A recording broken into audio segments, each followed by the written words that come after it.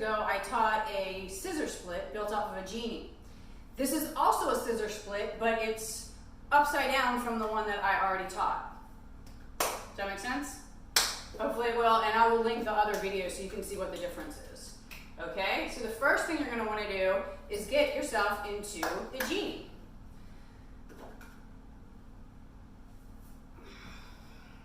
Make sure that whichever leg you want to be your front leg, that's also your top leg. From your genie, kind of get those knees as wide as you can.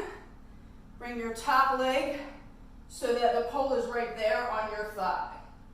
Okay?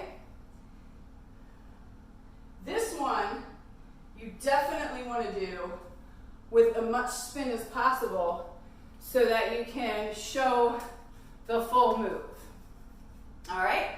So with as much spin, I'm going to try and do the full move from the genie. Okay.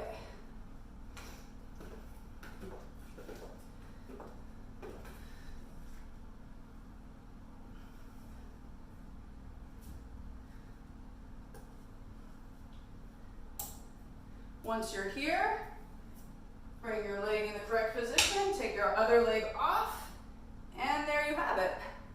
Scissor split on the pole. And of course, it's not going to make it all the way around. Take it into a one leg hang when you're done. All right, one more time.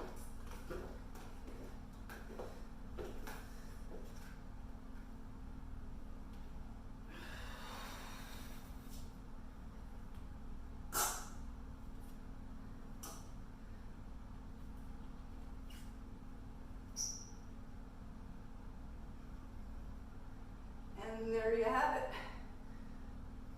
Try and make sure you keep your knees straight. Release into a one-leg hang.